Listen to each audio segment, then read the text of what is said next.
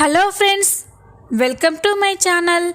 తన పుట్టింట్లో ఉన్న అంజలిని చూసి అంజలిని కొట్టబోయిన గీతాంజలికి దిమ్మ తిరిగే షాక్ ఇచ్చిన మనీష్ అసలు ఏం జరగబోతుంది తెలుసుకోవాలి అంటే ఈ వీడియోని ఎక్కడా స్కిప్ చేయకుండా చూసేయండి. వీడియో చాలా ఇంట్రెస్టింగ్గా ఉండబోతుంది. తప్పకుండా చివరి వరకు చూడండి. ఇక ఎపిసోడ్లోకి వెళ్ళినట్లయితే రాకీ ఎలాగైనా అంజలిని లోబర్చుకోవాలని చూస్తూ ఉంటాడు. అంజలి జ్యూస్ తీసుకొచ్చి ఇవ్వగానే రాకీ అంజలిని తన వైపుకి మళ్లించుకోవాలి అని కొంత డబ్బును తీసి అంజలికి ఇస్తూ ఉంటాడు. అది చూసి అంజలి షాక్ అయిపోతుంది. ఏంటండి ఇది అని అనగానే, అదే అంజలి, ఇది డబ్బు, నీలాంటి వాళ్ళకి చాలా అవసరం ఉంటుంది కదా, అందుకే తీసుకో అని అనగానే అంజలి షాక్ అయిపోయి చూస్తూ ఉంటుంది. చూడండి, నేను డబ్బు కోసం ఈ పనులన్నీ చేయడం లేదు. తాతగారు నన్ను ఎంతో అపురూపంగా ఆప్యాయంగా చూసుకుంటున్నారు. అందుకే తాతయ్య గారి మీద అభిమానంతో ఈ పనులన్నీ చేస్తున్నాను. కానీ నాకు ఈ డబ్బుతో అవసరమేముంది అని అనగానే, అదేంటంజలి అలా అంటావేంటి? నీలా వయసులో ఉన్న ఆడవాళ్ళకి చాలా అవసరాలు ఉంటాయి కదా, మంచి మంచి డ్రెస్సులు వేసుకోవాలని, నగలు పెట్టుకోవాలని అని అంటూ ఉంటే, ఈ అంజలి చూడండి, అలాంటి వాటి మీద నాకు ఎలాంటి ఆశ లేదు. ఇప్పుడు నాకు ఉండడానికి ఈ ఇంట్లో చోటుంది, తినడానికి తిండి పెడుతున్నారు. ఇంతకు మించి నాకేమీ అక్కర్లేదు. నేను అనుకున్న పని అయ్యేంత వరకు ఇక్కడే ఉంటాను. నాకు ఎలాంటి డబ్బు అక్కర్లేదు అని అంటూ ఉంటే, అది కాదంజలి అని రాకీ అంటూ ఉంటాడు. చూడండి, ఈ డబ్బు విలువ మీకు తెలియకపోవచ్చు, వీటితో ఇప్పుడు నాకు అవసరం లేకపోవచ్చు. కానీ నాలా ఎంతోమంది అనాథలు, అభాగ్యులు చాలామంది ఉన్నారు. అలాంటి వాళ్ళకి ఇస్తే మీకు కాస్త ఫలితమైన దక్కుతుంది అని చెప్పి అంజలి మాట్లాడి అక్కడి నుండి వెళ్ళిపోతుంది. అంజలి అలా మాట్లాడడం చూసి రాకీకి చాలా కోపం వస్తుంది. ఏమో అనుకున్నాను, కానీ ఈ అంజలి చాలా తెలివిగా మాట్లాడుతుంది.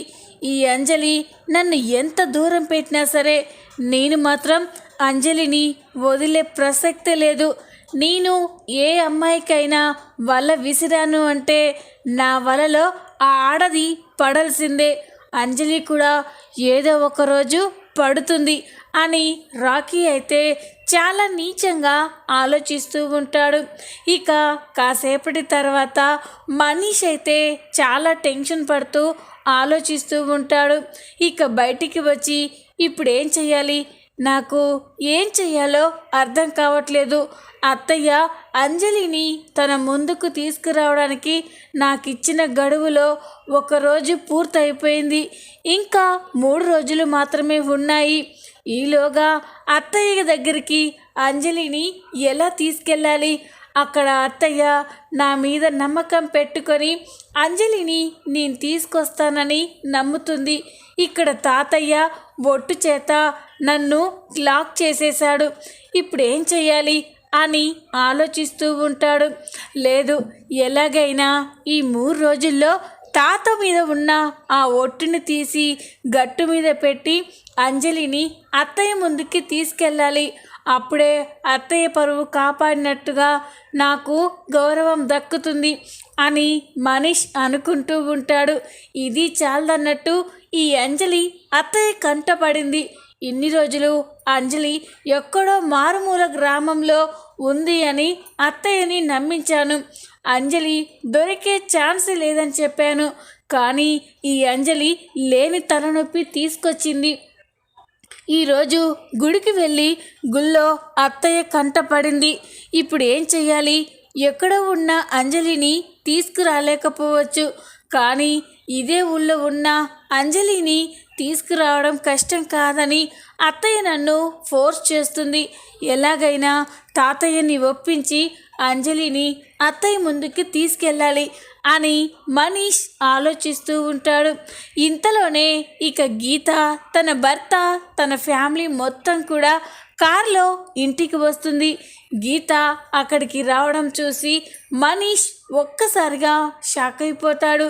ఇదేంటి, కొంప మునిగింది, అత్తయ్య ఇక్కడికి వచ్చిందేంటి, ఇప్పుడు ఇంట్లో ఉన్న అంజలిని చూస్తే పరిస్థితి ఏంటి అని చెప్పి ఇక మనీష్ అయితే చాలా కంగారు పడుతూ షాక్ అయిపోయి చూస్తూ ఉంటాడు. ఇక చాలా కంగారుగా గీత దగ్గరికి వెళ్ళి, అత్తయ్య మీరా, ఎప్పుడొచ్చారు, ఎందుకు వచ్చారు అని కంగారు పడుతూ అడుగుతూ ఉంటాడు. మనీష్ అలా మాట్లాడుతూ ఉంటే గీత హస్బెండ్ తన ఫ్యామిలీ మొత్తం కూడా షాక్ అయిపోయి చూస్తూ ఉంటారు.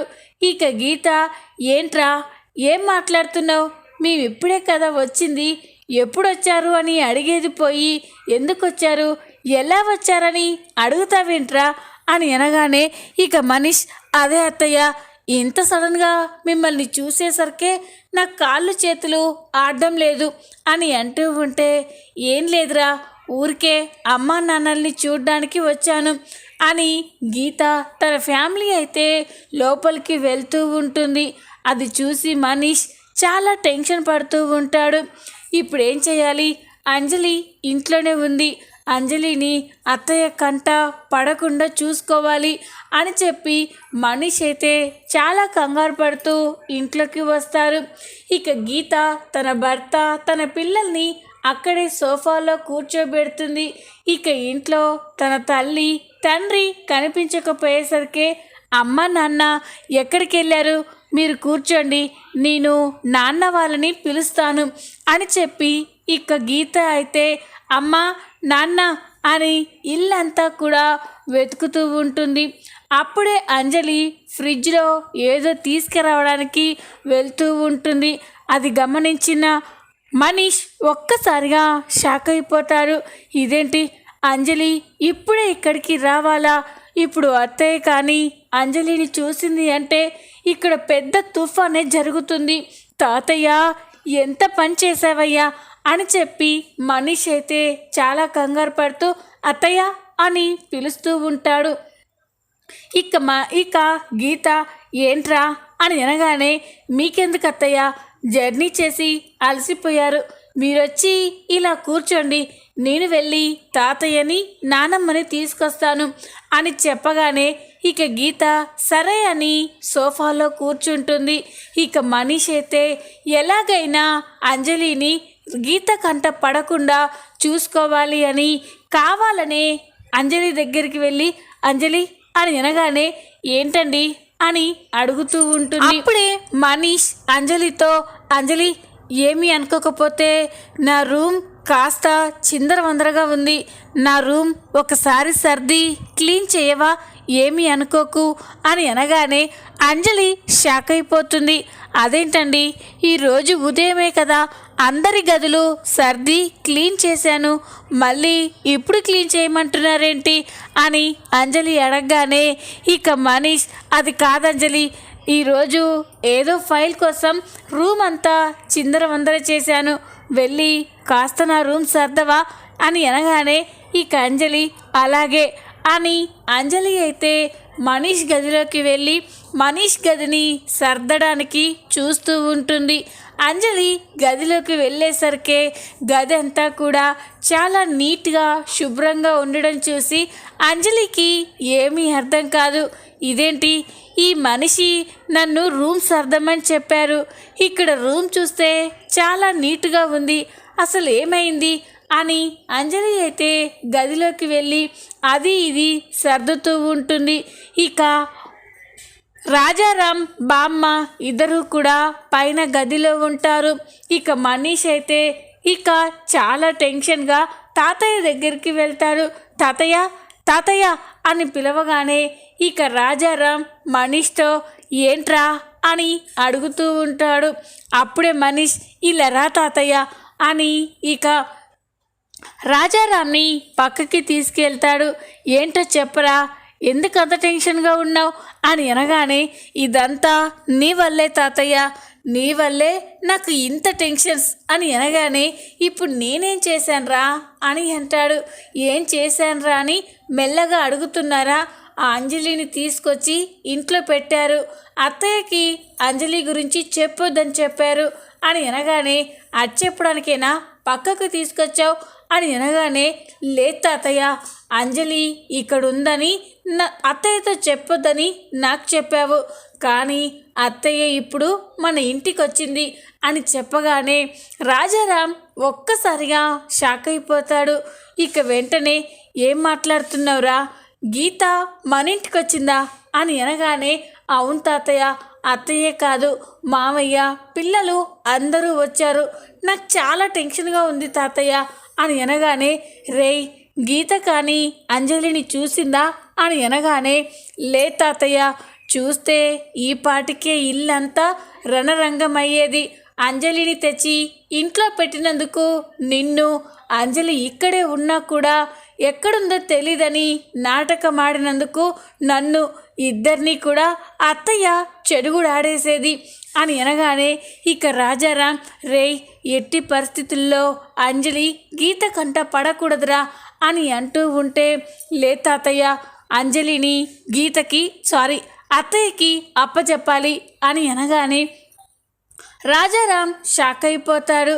ఏంట్రా ఏం మాట్లాడుతున్నావు అని అనగానే అవును తాతయ్య, అత్తయ్య తన గౌరవం మర్యాదలు నిలబెట్టాలి అని నా మీద నమ్మకం పెట్టుకుంది. ఆ నమ్మకాన్ని నేను ఎప్పటికీ పోగొట్టుకోలేను తాతయ్య.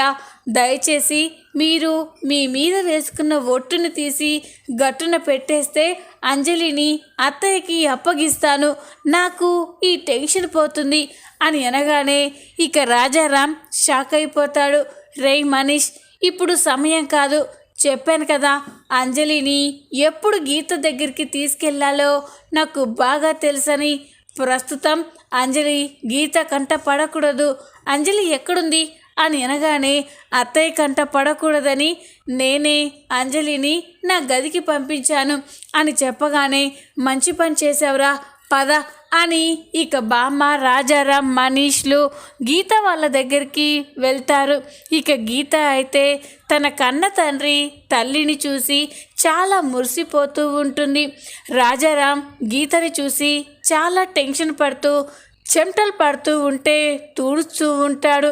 ఇదేంటో నా కూతురు ఇంటికి వచ్చినప్పుడల్లా ఒక పండగలా ఉండేది, ఎంతో సంతోషంగా ఉండేవాడిని, కానీ మొదటిసారి నా కూతురు నా ఇంటికి ఎందుకు వచ్చిందా అని బాధపడుతున్నాను అని రాజారాం ఆలోచిస్తూ ఉంటాడు.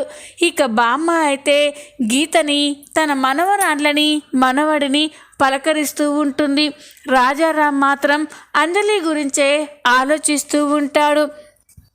రాజారాం తనని పలకరించకపోయేసరికి గీతకి అనుమానం వస్తుంది. నాన్న అని అనగానే ఇక వెంటనే రాజారాం ఏంటమ్మా అని అడుగుతాడు.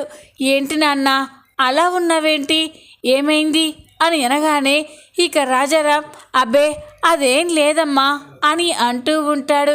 ఎందుకు నాన్న, నేను నీ కూతుర్ని, నాకే అబద్ధం ఎందుకు చెప్తున్నావు? నువ్వు ఇంతకు ముందులా లేవు. నేను మన ఇంటికి వచ్చిన ప్రతిసారి నన్ను చూడగానే నీ మొహం సంతోషంతో వెలిగిపోయేది. అలాంటిది ఈసారి నన్ను చూడగానే నువ్వు ఎంతో బాధగా నిరాశగా కనిపిస్తున్నావు. అసలు నేను ఇక్కడికి ఎందుకు వచ్చానా అని నీ మనసులో అనుకుంటున్నట్లు అనిపిస్తుంది నాన్న అని అనగానే రాజారాం మనీష్ షాక్ అయిపోతారు. ఇక రాజారాం చచా అవే మాటలమ్మా, ఏ తండ్రికైనా తన కూతురు అత్తవారింటి నుండి పుట్టింటికి వస్తే చాలా సంతోషపడతాడు, ఎందుకు బాధపడతారు అని అనగానే మరి నువ్వేంటి నాన్న అలా ఉన్నావు అని గీత అడుగుతుంది. అదేం లేదమ్మా, ఏదో టెన్షన్ వల్ల అలా ఉన్నానంతే అని చెప్పి రాజారాం అయితే వాళ్ళతో మాట్లాడుతూ ఉంటారు. మరోపక్క అంజలి అయితే మనీష్ గదిని మొత్తం కూడా సర్దుతూ ఉంటుంది. గీత ఇంట్లో సోఫాలో కూర్చొని ఇల్లంతా కూడా గమనిస్తూ ఉంటుంది. ఇల్లంతా ఇంతకు ముందు కంటే శుభ్రంగా కళగా ఉండడం చూసి గీత ఆశ్చర్యపోతుంది. నాన్న అని అనగానే ఏంటమ్మా అని అడుగుతాడు. ఇక గీత ఏంటి నాన్న ఇంట్లో ఏవో మార్పు కనిపిస్తుంది. ఇంతకుముందు నేను వచ్చినప్పటికంటే ఇప్పుడు ఇల్లు చాలా నీట్గా అందంగా కళగా కనిపిస్తుంది. ఏం మాయ చేశారు నాన్న అని అనగానే ఇక బామ్మ అయితే మాయ కాదమ్మా, ఇది మన ఇంటికి వచ్చిన ఒక అమ్మాయి గొప్పతనం అని చెప్పగానే ఇక గీత ఫ్యామిలీ అయితే షాక్ అయిపోతారు. ఇక బామ్మగారు అంజలి గురించి చెప్తూ ఉంటే రాజారాం మనీష్ షాక్ అయిపోతారు. ఇదేంటి ఇప్పుడు అంజలి గురించి అత్తయ్యకి చెప్తుందా ఏంటి అని మనీష్ చాలా కంగారు పడుతూ ఉంటారు. ఇక గీత ఎవరమ్మా ఆ అమ్మాయి అని అనగానే మన ఇంటికి కొత్తగా వచ్చిందమ్మా, మీ తాతగారు నా పనులు దగ్గరుండి చూసుకోవాలి అని ఆ అమ్మాయిని ఇక్కడికి తీసుకొచ్చారు. కానీ ఆ అమ్మాయి మాత్రం నా పనులు చూసుకోవడమే కాదు, ఇంటి పనులు వంట పనులు అన్నీ కూడా చాలా చక్కగా చేస్తుంది. ఈ రోజుల్లో కూడా ఇంత ఓపికతో ఇన్ని గుణాలతో ఉన్న అమ్మాయి ఉంది అంటే నమ్మలేకపోతున్నానమ్మా అని అంటూ ఉంటే గీత అయితే చాలా ఆశ్చర్యపోయి చూస్తూ ఉంటుంది. మీరు ఇంతలా చెప్తూ ఉంటే ఆ అమ్మాయిని ఒక్కసారి చూడాలనుంది. వీలైతే ఆ అమ్మాయిని మా ఇంటికి తీసుకెళ్తాను నాన్న అని అనగానే రాజారాం ఒక్కసారిగా షాక్ అయిపోతాడు. ఇక అప్పుడే మనీష్ దేనికత్తయ్యా అని అనగానే దేనికని అలా అడుగుతావేంట్రా, ఇక్కడ పని పిల్లగా ఉంది కదా, మా ఇంటికి కూడా పని పిల్లగానే తీసుకువెళ్ళాలని అడుగుతున్నాను. మా ఇంట్లో పని వాళ్ళు ఇంత శుభ్రంగా చేయలేకపోతున్నారు.